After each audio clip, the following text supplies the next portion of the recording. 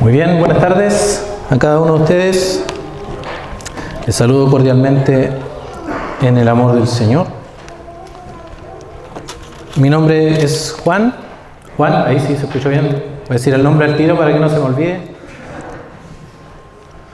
Me llamo Juan y también estoy en cuarto año del seminario. Y el tema que nos convoca hoy es la santidad. Así que acerca de eso estaremos meditando este tiempo que nos han dado para poder reflexionar acerca de este tema tan importante y tan poco estudiado comúnmente en las iglesias, que es la santidad. ¿Qué es la santidad? ¿Por qué es importante?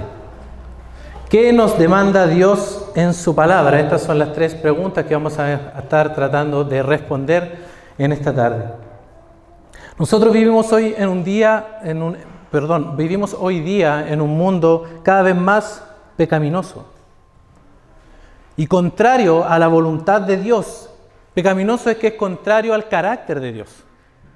Es contrario a la voluntad de Dios y a lo que Dios ha revelado en su palabra. Vivimos en un mundo que está cada vez más sexualizado, está cada vez más pervertido y cada vez más alejado de lo que Dios demanda de su creación.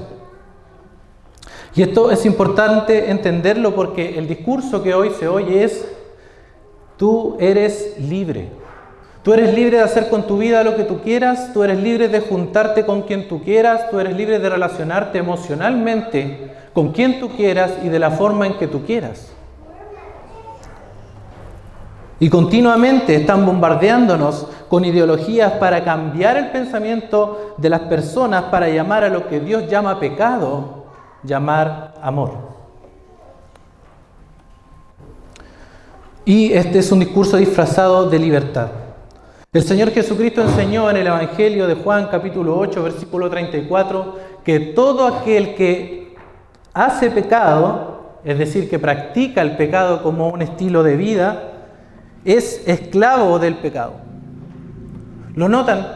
No es libertad, sino esclavitud. Para poder entender qué es la santidad, en primer lugar, comenzaremos echando una mirada al Santo, es decir, a nuestro Dios. A mirar por un momento el carácter de Dios. ¿Quién es Él? Para que podamos comprender qué es la santidad, porque la santidad no es algo, es alguien. Y eso es lo que nosotros tenemos que también entender. Así que les pido por favor que abran sus Biblias en Isaías capítulo 6. Isaías capítulo 6, versículos 1 al 3.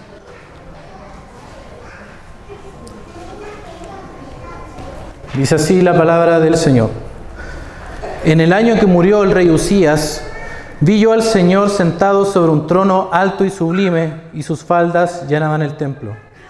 Por encima de él había serafines, cada uno tenía 6 alas, con 2 cubrían sus rostros, con 2 cubrían sus pies, y con 2 volaban. Y el uno al otro daba voces diciendo: Santo, Santo, Santo, Jehová de los ejércitos, toda la tierra está llena de gloria. Oremos por un momento. Padre Celestial, mi Dios, gracias por este tiempo. Señor, rogamos que tú, en tu voluntad, Señor, en tu amor y misericordia, obres con tus propósitos, Señor. Que tu Santo Espíritu obre en el corazón de aquel que lo necesita, Señor, y de acuerdo a lo que tú has establecido y lo que tú quieras hacer. Señor, rogamos que por favor guíes este tiempo. Oramos en el nombre de Jesús. Amén. Bien, ¿qué es la santidad entonces? Esta es una visión que tuvo Isaías, como dice el versículo 1, vi yo al Señor. ¿Qué es lo que vio Isaías? Isaías vio al rey sentado, ¿cierto?, en su trono. Vio la majestad de Dios, vio la grandeza de nuestro Señor. Y lo que destaca acá es que el versículo 3 dice que los ángeles, es decir, aquellos que estaban allí para servir a este rey majestuoso, le llamaban Santo, Santo, Santo. Y este énfasis en esta repetición que sale acá 3 veces es precisamente para dar un énfasis en este atributo de Dios, en esta característica especial de Dios. ¿Qué significa la palabra santo? La palabra santo significa puro o consagrado, apartado, distinto, diferente. Ese es el énfasis, eso es lo que ellos quieren enfatizar, estos ángeles que les servían. En primer lugar, esto implica separación. Quiere decir que Dios está separado, apartado de todo lo creado. Esto no quiere decir que Dios esté lejos, porque ciertamente Dios está en todo lugar, sino lo que quiere decir es que Dios es diferente de todo lo que Él ha creado. Es distinto de nosotros. Nada se puede comparar a nuestro Dios. Él es distinto de todo lo creado porque Él es el origen de todas las cosas. Por lo tanto, Él no tiene comparación. En el mismo libro de Isaías, Él pregunta, ¿a qué me compararéis? Dice el santo. Una vez alguien dijo, ¿con qué podemos comparar a Dios? ¿A qué se parece más? ¿A un ángel o a un gusano? Tal vez nosotros podríamos decir, se parece más a un ángel. Pero la verdad es que no se parece a un ángel, porque Dios no se parece a nada, porque Él es único, Él es distinto, no hay nada que se le compare a Él, nada se asemeja a Él. Él está apartado, separado de todas las cosas. También implica que este atributo de Dios, su santidad, permea todos los demás atributos de Dios. Esto quiere decir que cuando pensamos en el amor de Dios, quiere decir que su amor es santo. Cuando pensamos en su misericordia, quiere decir que su misericordia es santa. Cuando pensamos en su justicia, esto quiere decir que su justicia es santa. Cuando pensamos en su ira, esto quiere decir que su ira es santa. Es el despliegue de todos los atributos de Dios, su santidad. También implica que la presencia de Dios santifica el lugar en donde está. Por eso cuando nosotros nos reunimos como iglesia, el lugar es santo. No es el edificio el santo, sino porque cuando su iglesia se congrega, la presencia de Dios está de una manera especial con su pueblo. Por lo tanto, el lugar se santifica por la presencia de Dios. ¿Recuerdan a Moisés con la zarza? Dios le dijo, Moisés, quita las sandalias de tus pies porque el lugar en donde estás, tierra santa es, pero era santa por la presencia de Dios allí. Así que su santidad también purifica o santifica el lugar donde está la presencia de Dios. Las cosas también son santas cuando tienen un propósito divino. Cuando las cosas son para Dios, se apartan para Dios. Los utensilios que se ocupan, por ejemplo, o otras cosas que son para Dios son de uso exclusivo. Esto quiere decir que es de su propiedad. Eso también implica la palabra santo. También implica pureza. Esto quiere decir que Dios está separado de toda impureza moral. Quiere decir que Dios aborrece toda inmoralidad. No puede tolerar la inmoralidad de ningún tipo, ya sea sexual, de lengua o mental, nuestras motivaciones, las intenciones de nuestro corazón. Habacuc capítulo 1, versículo 13 dice, muy limpio eres de ojos para ver el mal, no puedes ver el agravio. ¿Lo notan? No puedes ver el agravio porque Dios no tolera el mal, sus ojos son muy limpios. Dios no puede ver el mal. Hay algo que Dios no puede ver. Así es, Dios no puede pecar. Dios no puede pecar, Dios aborrece el pecado en consecuencia.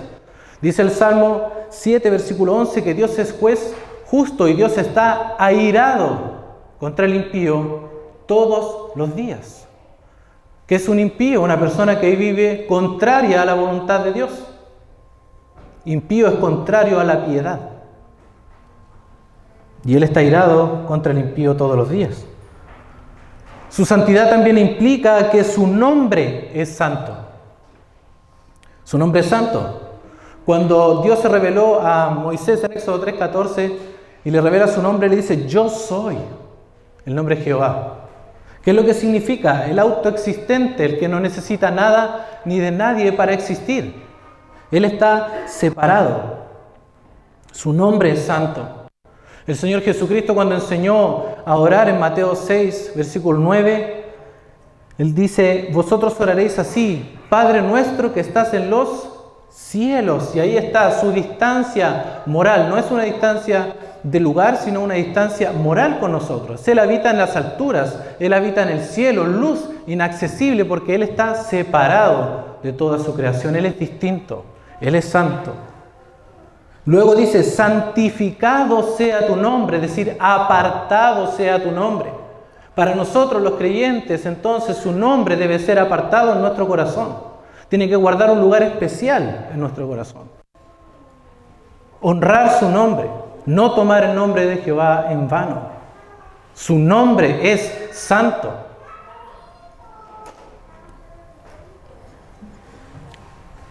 Entonces Dios no practica la santidad. Escuche por favor esto. Dios es santo. Esa es su cualidad, su carácter. Entonces la santidad es la esencia misma de Dios. Él es santo, es el carácter de Dios.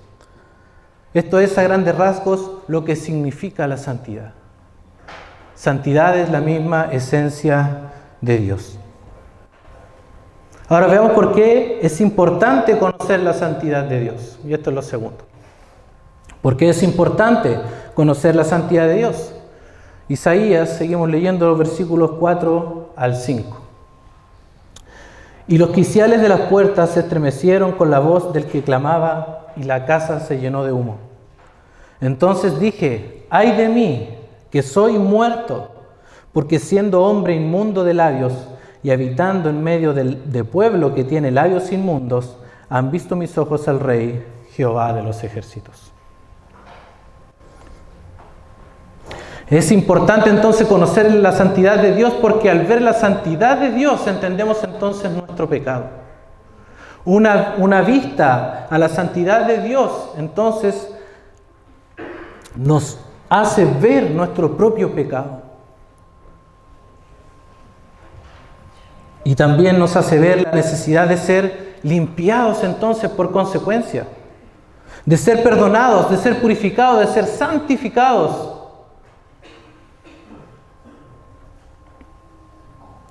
Porque nosotros no tenemos posibilidad de relacionarnos entonces con un Dios infinitamente santo, siendo nosotros pecadores. En el Antiguo Testamento Dios estableció un sistema de sacrificios para que su pueblo pudiera tener comunión con Él. Y se relacionaban a través de sacrificios, es decir, un animal inocente moría en el lugar del culpable para poder acercarse a Dios. Por lo tanto, necesitaban un mediador para poder acercarse a Dios, a este Dios santo, siendo ellos pecadores. ¿Y saben por qué esto es importante? Porque deberíamos entender con esto que lo que nos corresponde entonces a nosotros es la muerte. Es decir, Isaías vio su pecado frente a la santidad de Dios y entendió entonces que debía morir. En ese mismo instante debería haber muerto al ver la santidad de Dios. Dios debía acabar con él en ese mismo momento. La pregunta es si acaso nosotros nos hemos sentido así. Nos hemos sentido como Isaías. Nos hemos sentido como personas pecadoras que merecemos la muerte al vernos delante de un Dios santo. Nos hemos sentido como un gusano que debe ser aplastado por la santidad y la pureza de Dios. Porque si no nos hemos sentido así, estimados, no debiéramos nosotros pensar tal vez que hemos sido verdaderamente convertidos. Porque precisamente eso es lo que pasa en la conversión. En la conversión hemos visto nosotros nuestro propio pecado y lo que merecemos delante de ese Dios santo. Y que no tenemos posibilidad de relacionarnos con Él. Pero si no hemos pasado por esta experiencia de Isaías, es difícil que nosotros podamos decir si somos creyentes genuinos, si somos creyentes verdaderos. Porque de eso se trata el arrepentimiento, de reconocer nuestra condición delante del Dios Santo. Y que necesitamos entonces su salvación. Y aquí es donde encontramos la expresión de la santidad de Dios. Si alguien quiere saber o tiene dudas si Dios es santo, entonces debe mirar a la cruz. Porque en la cruz del Calvario Dios cargó en Jesucristo el pecado de todos nosotros. Porque Él es santo. Aborrece el pecado y la cruz es la demostración de que Dios no tolera el pecado, no pasa por alto el pecado, sino que debe castigarlo y lo castigó en la persona de su Hijo. Dios cargó en Cristo el pecado de todos nosotros. Es decir, que por medio de la fe y del arrepentimiento, Cristo nos limpia de todo pecado y nos acerca a Él, Dios Santo. Él nos santifica. Por eso necesitamos entonces el arrepentimiento. Necesitamos ir a Jesucristo. Necesitamos vernos de la forma que se vio Isaías. Necesitamos el perdón de Dios entonces. Si tú te estás viendo en estos momentos como se vio Isaías, como muerto delante de la santidad de Dios, entonces debes arrepentirte. Y si hay alguien que no se ha arrepentido de sus pecados y está aquí hoy, te animo a que te arrepientas hoy de tus pecados. No los dejes para mañana, porque hoy es el día de tu salvación. Si oyes hoy su voz, no endurezcáis vuestros corazones. La santidad, estimados, no se trata de dejar de hacer cosas, sino de una relación con el Dios Santo por medio de Jesucristo. Es una relación con el Dios Santo por medio de Jesucristo, es decir, es una vida de santidad. Y la santidad no es para ser aceptado por Dios, sino que la santidad es una consecuencia de haber restaurado nuestra relación con Dios. Vuelvo a repetir, la santidad no es para ser aceptado por Dios, sino que es una consecuencia de habernos arrepentido de nuestros pecados. Es una consecuencia de esta nueva relación que tenemos con Dios por medio de Jesucristo. Es consecuencia de la nueva vida que Dios nos ha dado. Entonces, si Dios te ha apartado para sí, entonces debes vivir apartado para Él. De eso se trata la santidad. Vamos a ver lo tercero entonces, la tercera pregunta. ¿Qué nos demanda Dios? Y para responder a esta pregunta quiero pedirles que vayan por favor a 1 de Pedro, capítulo 1, versículos 15 y 16. 1 de Pedro, capítulo 1, versículos 15 y 16. Dice así: sino como aquel que os llamó es santo, sed también vosotros santos en toda vuestra manera de vivir, porque escrito está: sed santos, porque yo soy santo. Es decir, si tú te has arrepentido verdaderamente de tus pecados, Dios demanda de ti entonces una vida en santidad. Y note que dice en toda vuestra manera de vivir, porque no se trata solamente de un día a la semana. No se trata de cuando participamos en actividades que tienen relación con la iglesia, como decimos, o una actividad de la iglesia, sino que tiene que ver con una vida consagrada para Dios. Todo lo que hacemos debe estar apartado para Dios, consagrado para Dios. Todo nuestro ser tiene que ser integralmente. El creyente no tiene una doble vida. No participa de la iglesia y vive su vida en el mundo, sino que el creyente genuino tiene una sola vida. Y es una vida consagrada para Dios. Porque la santidad no se trata de cumplir con ciertos rituales, ni con tocar instrumentos en la iglesia, ni siquiera predicar evidencia o asegura que una persona es santa. Es decir, que yo esté aquí hoy día con ustedes no les da derecho a pensar que soy una persona santa, ni porque servimos en la iglesia, sino cómo está nuestra vida delante de Dios, integralmente, todo nuestro ser, todo lo que hacemos. Y para que tengamos una idea de lo que es una vida santa, es importante aquí mencionar algunas cosas. Y lo primero que quiero mencionar es la importancia de la mente en la santidad, la importancia de la mente en una vida santa. Escuche por favor lo que dice Colosenses capítulo 3, versículos 1 al 3. Si pues habéis resucitado con Cristo, buscad las cosas de arriba, donde está Cristo sentado a la diestra de Dios. Poned la mira en las cosas de arriba, no en las de la tierra, porque habéis muerto y vuestra vida está escondida con Cristo en Dios. Poned la mira, dice el versículo 2, en las cosas de arriba. Y esto significa poner la mente en las cosas de arriba, en las cosas espirituales. Ahora, ¿qué dice? ¿Dónde está? Cristo. Es decir, poner la mente en Cristo. Nuestra mente no puede estar llena del mundo y de Cristo al mismo tiempo. No hay cabida para ambas cosas. Muchos jóvenes y muchas personas ven pornografía, por ejemplo. Ahora quise nombrar este pecado en particular porque es uno de los pecados más comunes y probablemente uno de los que más hemos cometido como creyentes. Y es uno de los más ocultos, más fáciles de cometer porque nadie nos ve cuando cometemos este pecado. Muchos ven pornografía. Ahora, tú podrías pensar, pero yo no estoy cometiendo fornicación al ver pornografía. Solo estoy viéndola. Pero ¿sabes qué? Eso refleja el deseo de tu corazón de querer estar cometiendo ese pecado que estás viendo. Y pasa lo mismo con las películas o con las series que están tan de moda, las series de Netflix que están tan de moda. ¿Qué tipo de escenas hay ahí? La pornografía es un pecado fácil de cometer y silencioso, como les decía. Está en un teléfono celular. ¿Quién no tiene internet en el día de hoy?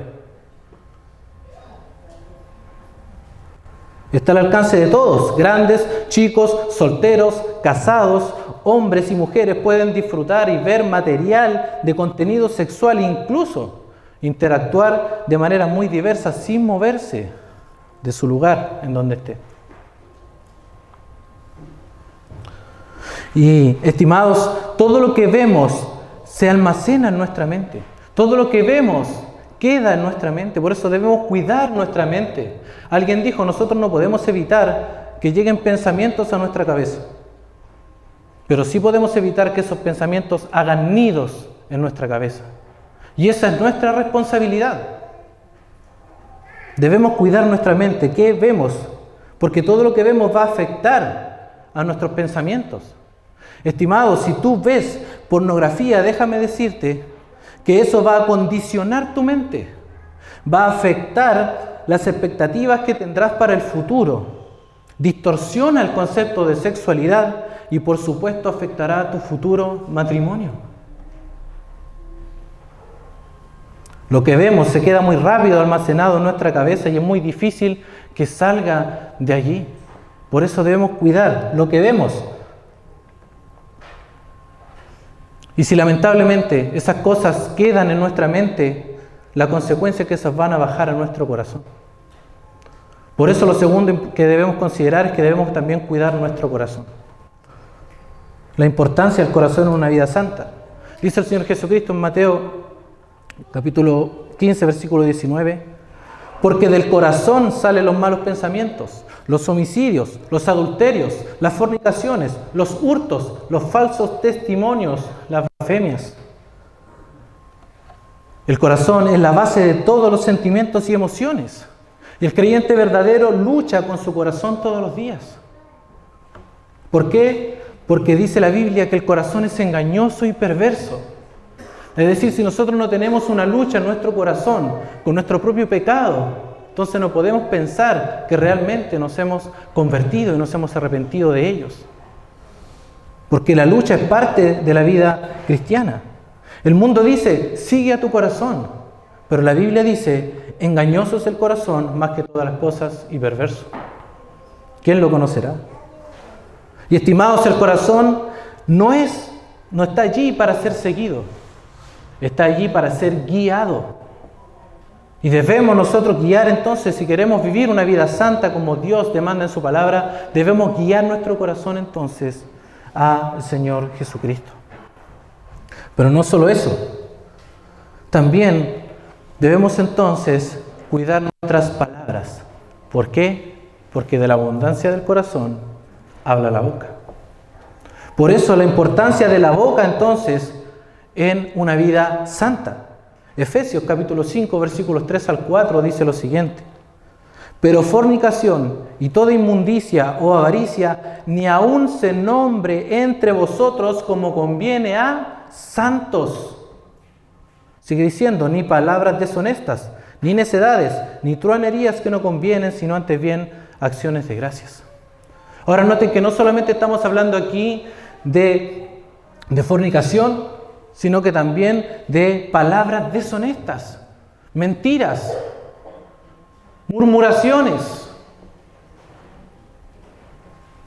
¿Cómo estamos nosotros viviendo entonces? ¿Qué conversamos con nuestros amigos? ¿Qué conversamos en estas convenciones de jóvenes? Cuando nos juntamos con otros, ¿de qué conversamos? ¿Cuál es la tonalidad de la conversación? Porque noten que esto tiene que ver incluso con chistes de doble sentido. O sea, si estamos viendo de esta manera, entonces no estamos viviendo una vida santa. El estándar de los que se acercan a Dios es elevado. Nosotros tenemos una moral distinta. ¿Qué caracteriza a la iglesia del Señor? Que es una iglesia santa. Ese es el propósito que el Señor va a cumplir en nosotros. Pero no quiere decir que nosotros no busquemos ese mismo propósito hoy. ¿Qué nos diferencia del mundo? ¿Qué nos diferencia de un club social? La iglesia es una congregación santa. Por eso también es importante considerar aquí el cuerpo, la importancia del cuerpo en la vida santa. Esto tiene que ver con la pureza. Dice 1 Corintios capítulo 6, versículo 13. Las viandas para el vientre y el vientre para las viandas, pero tanto el uno como el otro destruirá Dios. Ahora escuche, pero el cuerpo no es para la fornicación, sino para el Señor y el Señor para el cuerpo. La sexualidad no es una necesidad biológica como comer, así como enseña el mundo hoy en día para justificar todos sus actos de inmoralidad que vemos hoy. Cuiden su cuerpo. El cuerpo es para el Señor, es decir, apartado para el Señor. No es para la fornicación. Y jóvenes aquí presentes, no cedan ante la presión del mundo.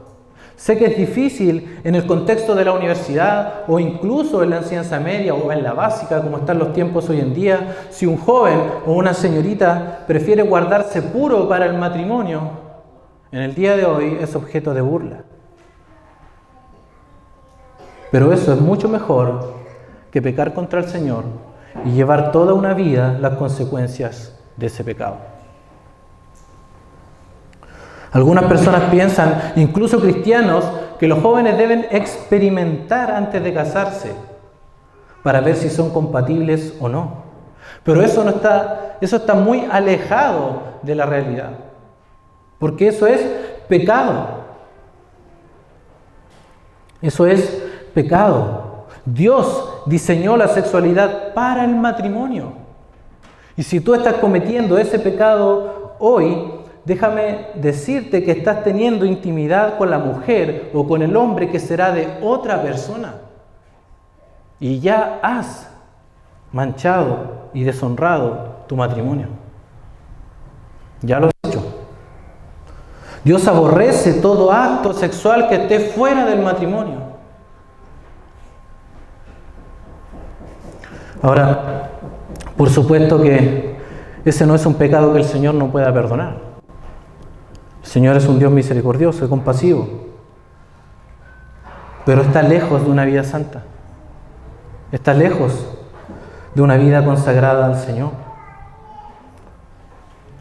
Pero todo lo que hemos dicho aquí y lo que dice el apóstol Pedro en su carta no es algo antojadizo que Pedro quiso decir nada más.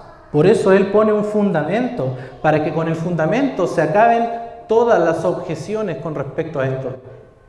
Note nuevamente el versículo 16, dice el apóstol Pedro, porque escrito está. Es decir, es palabra de Dios. Dios demanda santidad de los que se acercan a Él. La palabra del Señor lo demanda. Y la palabra del Señor es la autoridad para nosotros, para sus hijos, para todos los que se acercan al Señor. Por eso entonces nuestra mente, corazón, boca, cuerpo tienen que estar separados para Dios, porque ese es el concepto, consagración. ¿Estamos viviendo una vida consagrada al Señor? ¿Cómo estamos viviendo? ¿Cómo está nuestra vida? ¿Cómo están nuestras relaciones con nuestros hermanos de la iglesia, de nuestro grupo de jóvenes? ¿Cómo tratamos a las señoritas? Dice la Biblia, en primera a Timoteo, que debemos tratarlas con toda pureza. ¿Es así como nos referimos los varones a las señoritas? ¿Con toda pureza?